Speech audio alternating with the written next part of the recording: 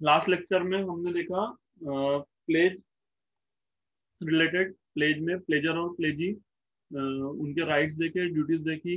इसमें प्लेजर कहलाएगा जिसने क्या किया है, प्लेज रखा है, जिसने गुड्स ट्रांसफर किया है, ट्रांसफर को प्लेजर कहा जाएगा।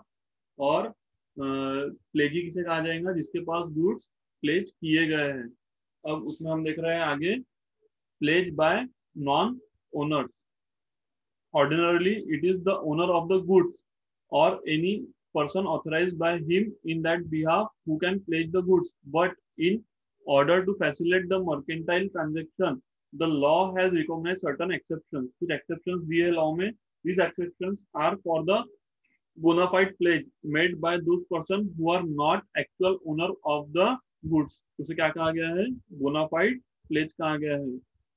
But in those possession the goods have been left, जिनके पोजीशन में गुड्स क्या किए गए हैं, रखे गए हैं. Pledge by mercantile agent, where a mercantile agent is with consent of owner. लेकिन कंसेंट किसकी लगेगी, ओनर की. मर्केंटाइल एजेंट मतलब तो ऐसा एजेंट जो कि बिजनेस ट्रांजेक्शन कर रहा है ओनर के बिहाफ में, is in possession of the goods और the document of the title of the goods, any pledge made by him when acting in ordinary course of business. Acting क्या कर रहा है, कैसे एक्ट कर रहा है, ordinary course of business of a mercantile agent, owner के behalf में प्लेज कर रहा है.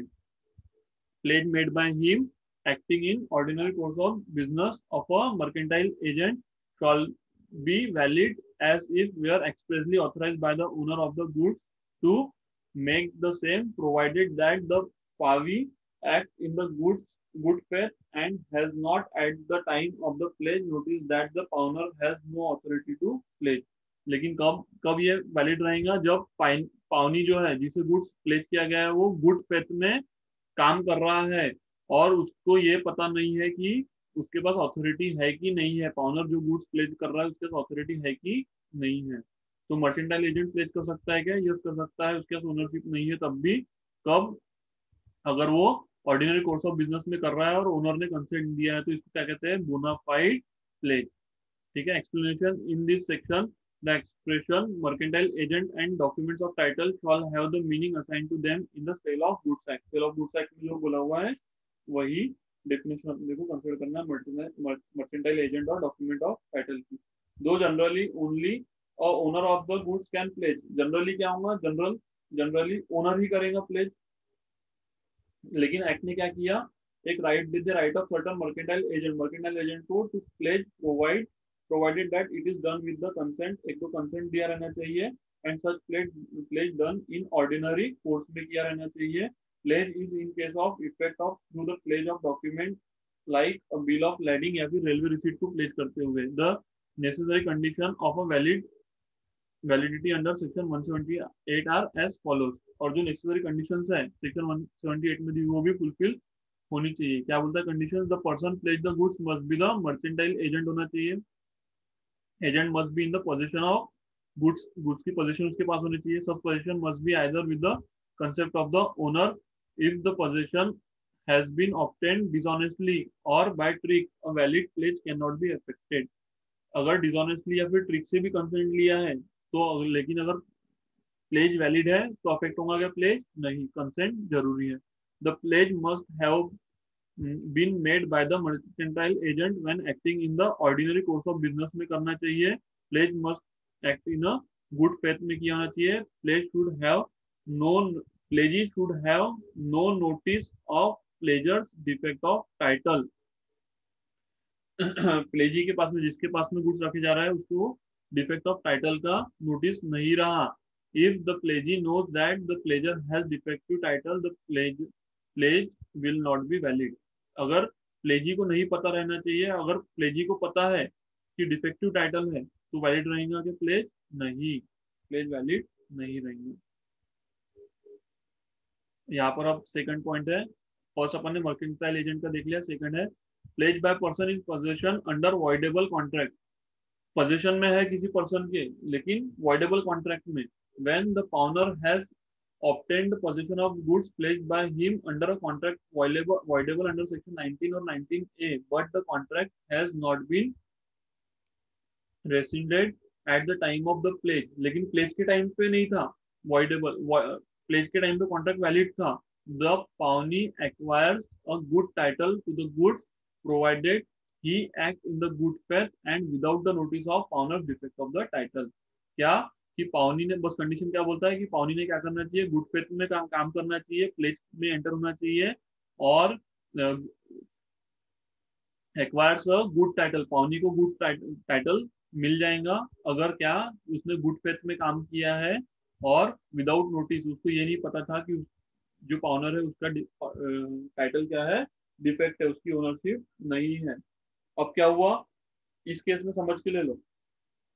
यहाँ पर कोई गुड्स है, आप हो मिस्टर ए, आप बी के पास में प्लेस करने गए, लेकिन गुड्स आपका नहीं है, गुड्स सी का है, आपके पास में किसी कॉन्ट्रैक्ट में आया हुआ है। लेकिन अब जब आप प्लेस कर रहे हो तब ये कॉन्ट्रैक्ट वैलिड था आगे, लेकिन वॉइडेबल कॉन्ट्रैक्ट था।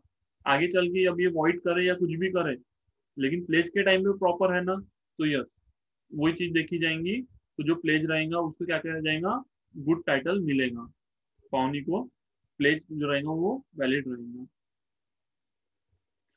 Pledge where the pawnor has only limited interest, pawnor के पास में अगर समझो लिमिटेड इंटरेस्ट है किसी चीज में, क्या बोलता है, where the person pledge goods in which he has the limited interest the pledge is valid to the extent of that interest, सिर्फ उस इंटरेस्ट तक ही वैलिड रहेगा। सपोज करो जॉइंट ओनरशिप है, अपन ने तीनों ने मिलकर शेयर लिया, फॉर एग्जाम्पल अपन ने तीनों ने मिलकर काम किया, अपन ने रिलायंस का शेयर लिया।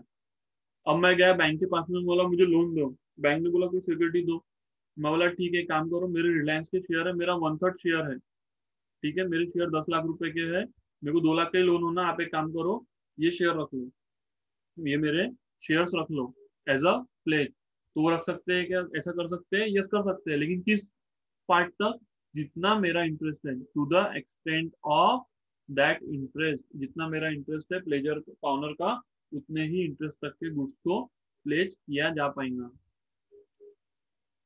प्लेज बाय को ओनर इन द पोजेशन, अब को ओनर्स है, ठीक है, pledged by the co-owners in the position where the goods are owned by many persons and with the consent of the other owner, the goods are left in the possession of one of the co-owner.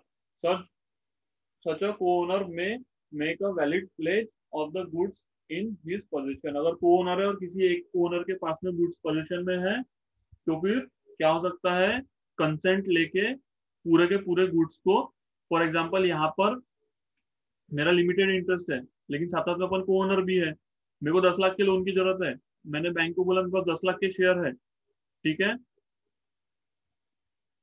एक second slide of हो गया। मैंने bank से बोला कि मेरे पास क्या है, 10 लाख के शेयर्स है, और मैं ये क्या करना चाहता हूँ, प्लेज करना चाहता हूँ, लेकिन मैं को ओनर हूँ। अब मैंने आप लोगों से कंसेंट ले लिया, मैं आपको बोला कि मुझे बैंक में लोन लेना है और मैं ये शेयर एज अ प्लेज करना चाहता हूँ, आपने अगर कंसेंट दे दिया तो मैं क्या पूरे अमाउंट के लिए कर सकता हूँ, यस कर सकता हूँ। प्लेज बाय सेलर और buyer in possession, a seller in whose possession the goods have been left after the sale, after the sale goods have been left after the sale, आपने सेल कर दिया, ठीक है, goods फिर भी आपके पास में पड़ा है, और buyer who with the consent of the seller obtain the possession of the goods before the sale can make a valid pledge, वो भी प्लेज कर सकता है, प्रोवाइडेड द पावनी act in the good faith, पर बस क्या है, पावनी गुड एक्ट में करना चाहिए, and he has the knowledge of, he has no knowledge of the defect in the title, उसको डिफेक्ट इन टाइटल पता नहीं होना चाहिए। एग्जांपल देखो, A buys the cycle from B, A ने बी से साइकिल लिया, B leaves the cycle with the seller, B ने ए के पास ही पड़ी रहने दिया दुकानदार के पास, B then pledge the cycle with C who does not know of the sale to B and acted in the good faith, this is a valid pledge। भले ही बेच दिया है, माल बेच दिया है, फिर भी पोजीशन में पड़ा है सेलर के पास, अब सी को थोड़ी पता चलेगा कि भाई ये गुड्स बिक चुका है या नहीं बिका है, उसने एज अ प्लेज एक्सेप्ट कर लिया। अब क्या होगा, क्या ये वैलिड प्लेज है, यस वैलिड प्लेज है, ठीक है। हमने टोटल 5 पॉइंट देखे, 5 पॉइंट टाइम में देखा हमने, प्लेज बाय नॉन ओनर, जो कि खुद ओनर नहीं है फिर भी प्लेज कर रहे हैं, तो क्या हुआ है यहाँ पर, प्लेज बाय मर्केंटाइल एजेंट, इसको पावर दी गई है कि वो प्लेस कर सके, ठीक है, कुछ कंडीशंस दी है, हमने ऑलरेडी देख ली है। बाद में क्या बोलता है, पोजीशन वॉइडेबल कॉन्ट्रैक्ट के अंदर में कुछ गुड्स आपके पास में है और उसको आपने प्लेस किया है तो वैलिड था कॉन्ट्रैक्ट, तो प्लेस वैलिड है क्या, यस वैलिड है। पाउनर के पास में क्या है, लिमिटेड इंटरेस्ट है उस गुड्स का, तो to the extent of that interest वो कर सकता है। ओनरशिप है पोजीशन में, और उसकी पोजीशन में तो फिर क्या कर सकता है, कंसेंट करके पूरे के पूरे गुड्स क्या कर सकता है, प्लेस कर सकता है। प्लेस बाय सेलर और बायर इन द पोजीशन, जो सेलर है, सेलर के पास में गुड्स पड़ा रह गया, गुड्स सेल होने के बाद भी उसने प्लेस कर दिया, चलेगा क्या, यस वो वैलिड प्लेस है। क्यों, क्योंकि जो मिस्टर सी है उसको पता नहीं चलेगा, पता नहीं रहेगा कि ये गुड्स सेल हो चुका है या नहीं। अब है distinguish between bailment and pledge, हमने ऑलरेडी पूरा अच्छे से पढ़ा है। देखते हैं meaning, transfer of goods by one person to another for some specific purpose known as the bailment. क्या हुआ, ट्रांसफर हुआ है किसका, गुड्स का, one to another for specific purpose के लिए, उसे बेलमेंट कहा गया है। और वहीं पे प्लेज, प्लेज क्या, ट्रांसफर ऑफ गुड्स ही है, वन पर्सन टू अनदर, लेकिन कैसे, एज अ सिक्योरिटी। कैसे ट्रांसफर हुआ है, एज अ सिक्योरिटी ट्रांसफर हुआ है, for the repayment of debt is known as the pledge. Terms applicable, the person delivering the goods under a contract of bailment is called bailor। सीधे सीधे यहाँ पर concept क्या है, बेलर का और बेली का। प्लेज के केस में क्या देखा अपन ने, जिसके पास गुड्स दिया गया है वो कौन है, पाउनर, और जिसने गुड्स, सॉरी जो गुड्स दे रहा है, जिसको बिलोंग कर रहा है ओनर, वो कौन है, पाउनर, और जिसे गुड्स दिया गया है वो कौन है, pawnee. Purpose, the bailment may be made for any purpose, किस पर्पस के, as a specific in the contract of bailment, किसी भी पर्पस के लिए, सेफ कस्टडी के लिए दे दिया, रिपेयर करने के लिए दे दिया, किसी भी पर्पस के हो सकता है, ठीक है, एनी पर्पस के लिए बेलमेंट। वही, लेकिन वहीं पे प्लेस किस पर्पस के लिए होगा, purpose for delivering the goods as a security for the repayment of debt, debt के लिए एज अ सिक्योरिटी दिया, उसको ही प्लेस कहते हैं। कंसिडरेशन में और विदाउट कंसिडरेशन, कंसिडरेशन रह भी सकता है, कंसिडरेशन और विदाउट कंसिडरेशन, लेकिन यहाँ पर ऑलवेज विद कंसिडरेशन, जो इंटरेस्ट दे रहा है वो क्या है, कंसिडरेशन है, तो हमेशा डेट के केस में कंसिडरेशन रहेगा, तो प्लेज में कंसिडरेशन रहेगा। लोन लिया आपने, उसके अगेंस्ट में दिया, तो लोन के लिए आपको जो पैसा एंजॉय करने मिला है वो आपके लिए कंसिडरेशन है। right to sell the goods, the bailey has no right to sell the goods even if the charges of bailment are not paid। Bailment के चार्जेस नहीं मिले तब भी सेल कर सकता है क्या बेलर, नहीं, बेली नहीं सेल कर सकता है। The bailee's right are limited to suing, लेकिन क्या कर सकता है, केस फाइल कर सकता है, यस कर सकता है, for his duties to exercise the lien on the goods bailed. लेकिन वहीं पे the pawnee has right to sell the goods, लेकिन पाउनी के पास में right to sell the goods है, लेकिन कब, after the, if the pawner fails to redeem the goods, उसको रिडीम नहीं किया, पाउनर ने क्या किया, pawner fails to redeem the goods, time खत्म हो गया और गुड्स को छुड़ाया नहीं, तो उस केस में बेली क्या करेगा, रास्ता देखेगा क्या, नहीं, नोटिस देके गुड्स सेल कर देगा। Right to use the goods, the bailee can use the goods only for the purpose specified in the contract, उसी पर्पस के लिए यूज कर सकता है of the bailment, not otherwise. The pledgee और the pawnee can not use the goods pledge, यहाँ पर तो गुड्स यूज ही नहीं कर सकते हैं, can not use the goods. अब आपने बेलमेंट के केस में एक एग्जांपल लो ज्वेलरी का, आपने बेलमेंट के केस में क्या किया, आप बाहर जा रहे हैं, ज्वेलरी रखे गए किसी और के पास, ठीक है, और उसको बोला कि अगर तेरे को पहनना है तो यूज करना है, तो यूज कर सकता है, यूज कर सकता है, फिर यस कर सकता है, 100% कर सकता है। लेकिन प्लेज के केस में एज अ सिक्योरिटी दिया है, न कि उसे यूज करने दिया है, तो ज्वेलर के पास में जब आपने ज्वेलरी रखा तो ज्वेलर उसे यूज कर सकता है क्या, नहीं, वो उसको सिर्फ एज अ सिक्योरिटी होल्ड कर सकता है। ठीक है, क्लियर है पूरा चैप्टर। आगे समरी दी हुई है, हमने बहुत अच्छे से लिया है, आप रिवाइज कर लेना। एमसीक्यूज ज्यादा नहीं, 4 ही एमसीक्यू दिए हुए हैं हमारे पास, अभी सेशन खत्म होने में टाइम है, तो हम एक काम करते हैं, हम ये एमसीक्यू देख लेते हैं। आगे क्वेश्चन आंसर दिए हैं, क्वेश्चन आंसर आपके लिए होमवर्क है, वैसे एमसीक्यू भी होमवर्क है लेकिन टाइम इसलिए ले ले रहे। अ बेली हैज, क्या बोलता है, अ बेली हैज, बोलो क्या है, अनम्यूट कर लो, आ जाओ, अनम्यूट कर लो हितेश, लवीना। हाँ हेलो सर, लीन का मतलब पूछना था सर। क्या बोले, लीन का मतलब पूछना था लीन सर। मतलब अपने पास रखना, अपनी पोजीशन में रखना, फिर इसका थर्ड वाला आंसर है, सी है। A belly has क्या है? A right to particular lien over the goods belt, a right to of generation, a right of both particular and general lien. बेली के पास में बेली के पास में कौन से राइट है? दोनों राइट है, पर्टिकुलर भी और पर्टिकुलर जनरल भी। जनरल। ठीक।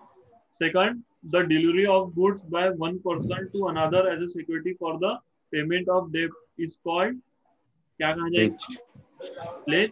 प्लेज। ठीक है। Pledge. Third point yes sir. क्या बोलता है? The position of finder of lost good is that of a bailee. Bailee. Bailee. इसको गुड्स मिल रहा है, वो कौन रहेगा? बेली है वो। जब तक उसको ओनर नहीं मिलता है वो गुड्स होल्ड करेगा, वापस करना पड़ेगा। The delivery of goods by one person to another for some specific purpose and the time is known as, bailment. Delivery of goods किया गया है one to another for some specific purpose के लिए, bailment. अभी हमने देखा ये। ठीक है, चलो आगे का आपके होमवर्क है। आगे की क्लास हम आगे का लेक्चर हम नेक्स्ट थर्ड यूनिट कल चालू करते हैं। ठीक है, चलो।